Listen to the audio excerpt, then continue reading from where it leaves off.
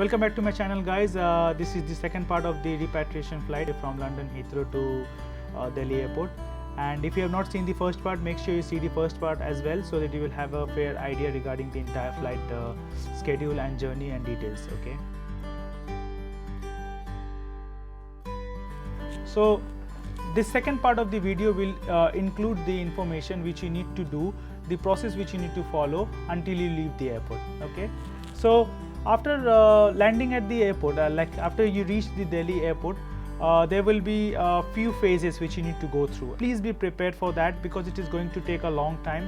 For me, it took around 4 to 4.5 hours just to leave the airport. So I know it will be really hectic, because when you are actually at the airport 3 or 4 hours prior to your journey, and then you're flying for 8.5 hours and another 4 hours at the airport, which will be altogether almost 16 hours. So it will be really a hectic journey, you know.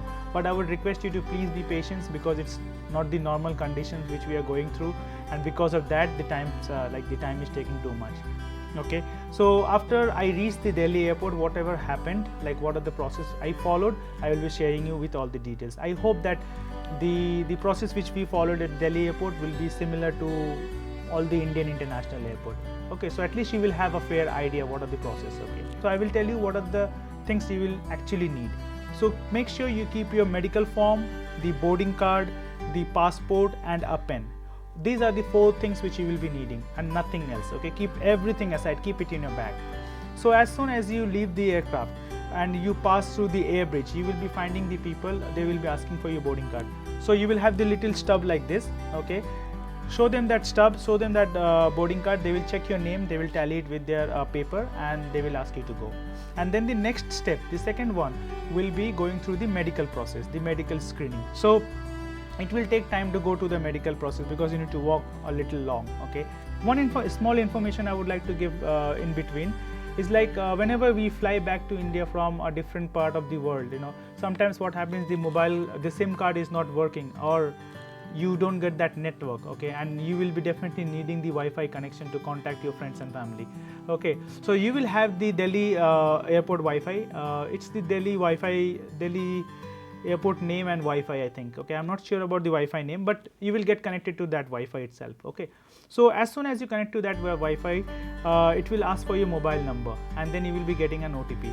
In case if you provide your mobile number and you're not getting the OTP, I will give you the way how you can actually use the internet. Okay, so please make sure that if you are not getting the OTP, you are not getting connected to the Wi-Fi, in the column which is asking for the mobile number, write down this phone number, write down 1122334455. Okay, write down this number and click on OK. As soon as you click on OK, it will pop up with another window which will ask you to set up the password. Give any 4-digit password, 12340000, anything you want. Okay, and that would be the permanent password for you to access the Wi-Fi. Whenever you are at that airport, you can easily use that Wi-Fi using the same password, and you can get connected to the Wi-Fi. Okay, so this is the Wi-Fi connection. And then when you are actually proceeding towards the thermal screening process, which will be done by the health official there, they will be asking you for the medical forms, the 2 medical forms. Okay, and they will take your temperature. When they take your temperature, they will write it down on the piece of paper, and then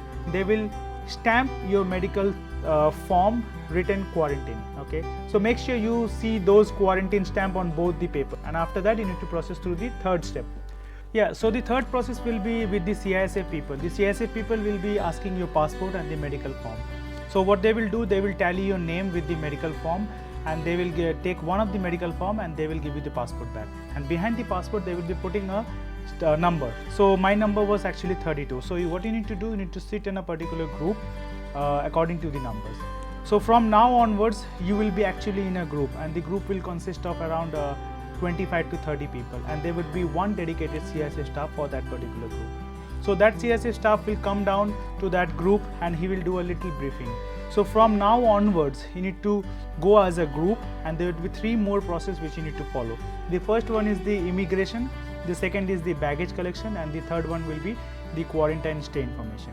Okay, so and while you're sitting here, the CISF people will ask for your final destination. So you need to tell your final destination, where you're actually going in that airport, like the place where you're actually going for your quarantine. Okay, so you need to tell that accordingly. After this, the entire group, whatever happens, will be in a particular group, okay, and your group will be named according to alphabet. So to remember your group name, my group name was E as an echo, so you could be getting Alpha or Bravo or Charlie or anything. Because this group name is necessary, because at the end the CISA people will call out the group name, and according to that group name you will be actually leaving the airport, okay. After this, you will be asked to go through the immigration process. The immigration process will definitely take more time than usual, but it won't be that crowded because you are actually going in a group, and there would be marking on the floor. So please make sure you are standing on that particular mark to maintain the social distance, okay. And when the immigration process is done, everyone need to wait at a particular place where the CISA people will be there. So they need to tally the numbers again, because if anyone is missing, they will actually wait for that particular person to arrive, because it will be done with in a particular group, okay. After the immigration is done, you will be transferred to the baggage collecting point, okay. So be in that particular group. So don't go anywhere else, because if one person is missing, they will not go to the baggage collecting point, okay. They will actually wait for that person to arrive, and they will do a head count, and then they will proceed through the baggage collection point. So normally what happens whenever we go through the baggage collection belt, we see the baggage rotating on the belt, but this time you won't see the baggage rotating, okay.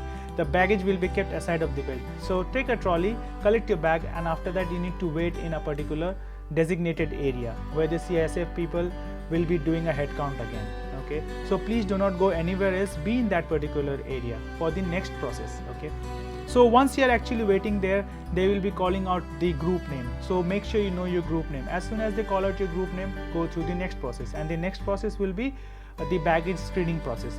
So as we know, like whenever we when we are traveling internationally, we need to go through a random baggage search. If they ask you to pass on your bag, and then you go through the random screening process.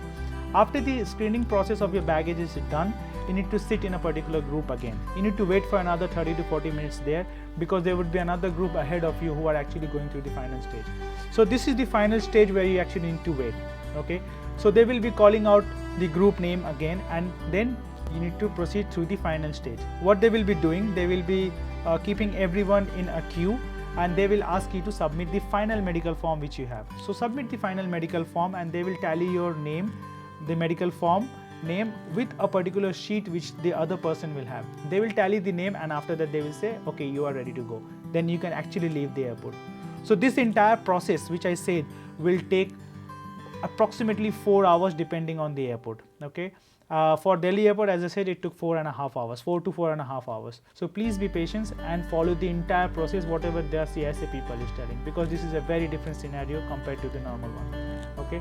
So these are the informations which I was supposed to give it to you. These are all the process which I actually followed, and then I went to the hotel, okay. Now after this, you need to go through the quarantine period according to the state, okay. Different state has their different rule. In Delhi, they said it would be 7 days, so I am serving my 7 days quarantine period, and very soon I will be flying to my home state, that is Kolkata.